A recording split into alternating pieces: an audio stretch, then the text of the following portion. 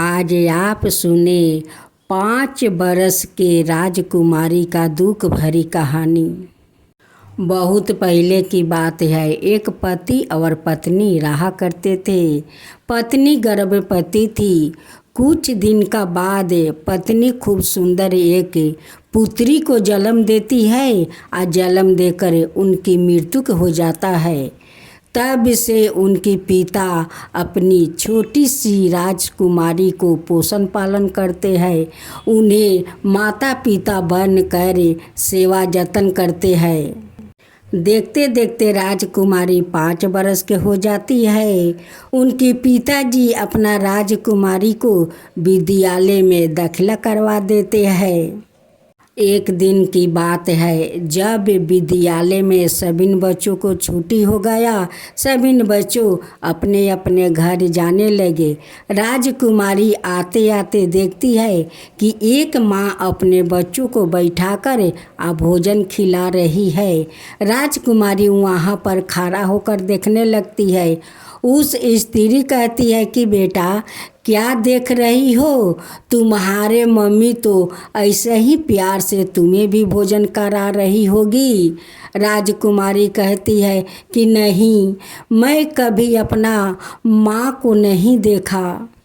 मेरे पोषण पालन तो मेरे पिताजी माता पिता बनकर वही करते हैं। स्त्री कहती है कि बेटा कभी अपना पिताजी से नहीं पूछी कि मेरी माँ कहाँ है? राजकुमारी कहती है कि नहीं। उस स्त्री कहती है कि बेटा अपना पिताजी से पूछना कि मेरी माँ कहाँ है। राजकुमारी अपना घर जाती है और पिताजी से कहती है कि पिताजी मेरी माँ कहाँ है? पिताजी कहते हैं कि बेटा तेरे माँ तो भगवान का द्वार चली गई है। भगवान उन्हें अपना पास बुला लिया है। राजकुमारी कहती है कि पिताजी भगवान के पास से माँ कभी नहीं आएगी। पिताजी कहते हैं कि नहीं बेटा, जो एक बार भगवान के पास चले जाते हैं वो कभी लौट कर नहीं आते हैं। राजकुमारी दूसरा दिन फिर विद्यालय जाती है। जाते समय देखती है कि एक गुब्बारा वाला नदी किनारे खड़ा होकर गुब्बारा बेच रहे हैं। और राजकुमारी उनके पास जाती है और कहती है कि भैया आप गुब्बारा को क्यों धागे में बांध कर रखा है? गुब्बारा वाला कहता है कि देखो राजकुमारी, ये गुब्बारा को मैं छोड़ दूंगी तो वो आसमान पर चला जाएगा, फिर उसे कोई नहीं पकड़ पाएगा। राजकुमारी कहती है कि भैया ये गुब्बारा भगवान के पास भी जा सकते हैं। गुब्बारा वाला कहते हैं कि हाँ बेटा, ये गुब्बारा भगवान के पास भी जा सकते हैं। राजकुमारी कहती है कि भैया मुझे 2 गुब्बारा दो। गुब्बारा वाला 2 गुब्बारा देता है। राजकुमारी उस गुब्बारा पर रो रो कर लिख रही है कि माँ तुम मुझे क्यों छोड़कर चली गई? मुझे अपना साथ क्यों नहीं ले गई? एक गुब्बारा तुम्हारा पास जाएगा तो इस गुब्बारा का ऊपर लिखा हुआ जरूर पढ़ना माँ। आपके राजकुमारी का लिखा हुआ ये वियोग आप तक जरूर जाएगा। आपका राजकुमारी इंतजार कर रही है। राजकुमारी उस गुब्बारा को लौटने को इंतजार कर रही थी। रोज नदी के किनारे जाती है कि कब गुब्बारा मेरे पास आएगा, कब मेरी माँ को खबर मिलेगा। फिर दूसरा दिन राजकुमारी उस नदी के किनारे जाकर और गुब्बारा को इंतजार कर रही थी। तभी गुब्बारा वाला जाता है और उस राजकुमारी को देखकर कहता है कि राजकुमारी तुम फिर इस नदी के किनारे क्यों बैठी रहती हो, क्यों रोती हो? राजकुमारी कहती है कि भैया जो आपसे मैं गुब्बारा लिया था वो गुब्बारा तो मेरी माँ अब तक नहीं पेठाई और नहीं मेरी माँ को खबर मिला। उसी गुब्बारा को मैं इंतज़ार कर रही हूँ। गुब्बारा वाला समझ गया कि ये बच्ची का माँ भगवान के पास चली गई है। ये तो अपना माँ को इंतज़ार कर रही है कि मेरी माँ लौट कर आएगी। लेकिन एक बार जो आदमी भगवान के पास चले जाते हैं वो तो कभी लौट कर नहीं आते हैं। गुब्बारा वाला राजकुमारी को समझाते हैं कि बेटा, जो एक बार भगवान के पास जाते हैं वो कभी लौट कर नहीं आते हैं। राजकुमारी कहती है कि नहीं, मेरी माँ आएगी, एक दिन ज़रूर आएगी भगवान के पास से। राजकुमारी तो बहुत छोटी थी, उनका समझ में कुछ नहीं आते थे। एक दिन राजकुमारी अपना माँ को ढूंढने के लिए निकल पड़ती है। जात जात नदी के किनारे गई। वो जाकर वो नदी के अंदर समाने लगी। तभी माँ गंगा प्रकट हो गई या कहने लगी कि बेटा, तुम इस नदी को पार क्यों करना चाहती हो, कहाँ जा रही हो। राजकुमारी कहती है कि मैं तो अपनी माँ के पास जा रही हूँ, माँ को लाने के लिए। कहती है गंगा कि तुम्हारा माँ कहाँ है बेटा। कहती है कि भगवान अपना पास बुला लिया है, मैं भगवान के पास जाती हूँ अपना माँ को बुलाने के लिए। गंगा कहती है कि बेटी, जो कोई एक बार भगवान के पास जाते हैं वो लौट कर नहीं आते हैं।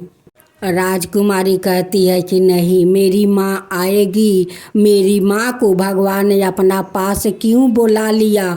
मैं माँ को अपना आज तक देखा नहीं हूँ, क्यों भगवान मेरी माँ को बुला लिया। मैं भगवान के पास जाऊँगी, उनसे पूछूँगी कि मेरी माँ को अपना पास क्यों बुला लिया। आप बस रास्ता दिखला दीजिए कि भगवान कहाँ पर रहते हैं। माँ गंगा कहती है कि बेटा, भगवान भी कोई नहीं जा सकता है, भगवान बहुत पर्वत पहाड़ के ऊपर रहते हैं, वहाँ पर कोई नहीं जा सकते हैं। राजकुमारी कहती है कि मैं जाऊंगी, पर्वत पहाड़ पर चढ़ कर जाऊंगी, लेकिन अपना माँ को बुलाकर ज़रूर लाऊंगी। गंगा कहती है कि बेटा, बहुत कठिन रास्ता है, नदी नाला जंगल झाड़ी सब पार करना होगा, पर्वत पहाड़ भी पार करना होगा। राजकुमारी कहती है कि मेरी माँ के लिए सब कुछ पार करूँगी, आकर के माँ के पास जाऊँगी। राजकुमारी नदी नाला जंगल झाड़ी पर्वत पहाड़ वो चलने लगती है। चलते चलते उनकी पैर से बहुत सारा खून बहने लगता है, फिर भी वो रास्ता नहीं रोकती है, वो चलती रहती है। चलते चलते राजकुमारी बैकुंठ पहुंच जाती है। देखती है कि एक बहुत बड़ा एक चिमटा है, जो चिमटा का 2 सूंड होता है, 12 चिमटा वाला, वो आता है और उसका पीछे से एक बहुत बड़ा भैंसा आता है। राजकुमारी देखकर कहती है कि ये भैंसा का अगर पैर इस चिमटा के ऊपर पड़ जाएगा तो चिमटा तो मर जाएगा। वो देखती है कि एक बहुत बड़ा एक ढक्कन है माटी का, वो माटी का ढक्कन उठाकर और वो चिमटा को ढाक देती है। भैंसा सोझा अपना रास्ता धकर चला जाता है। जब चला गया तो राजकुमारी ढक्कन से उस चिमटा को निकाल देती है।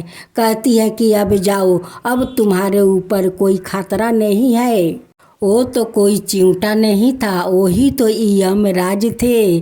चिमटा कहता है कि बेटा, तुम यहाँ पर कैसे आ गई, यहाँ पर तो कोई नहीं आ सकते हैं, यहाँ पर कैसे आ गई बेटा, और क्या करने आई हो। राजकुमारी कहती है कि भगवान मेरी माँ को अपना पास बुला लिया है, मैं अपना माँ को बुलाने जा रही हूँ। यमराज जी राजकुमारी का बात सुनकर उनकी आंख में आंसू भर आता है। कहते हैं कि इतना सा छोटी सी ये लड़की ये बैकुंठ धाम में आ गई अपनी माँ को लेने के लिए। उस चिमटा से यमराज प्रकट होते हैं। राजकुमारी देखकर कहती है कि तुम कौन हो, तुम्हारा इतना बड़ा बड़ा आँख है, 2 सींग है, इतना बड़ा गदा है, तुम कौन हो।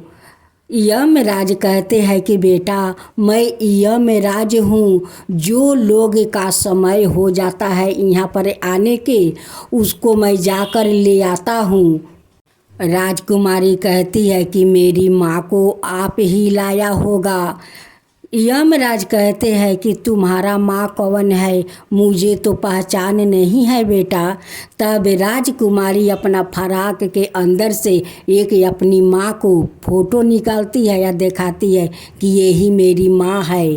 राजकुमारी कहती है कि आप भगवान के पास मुझे ले चलिए, मैं भगवान से पूछूंगी कि वो मेरी माँ को क्यों मेरी माँ को अपना पास रखा है, मैं उनसे पूछूंगी।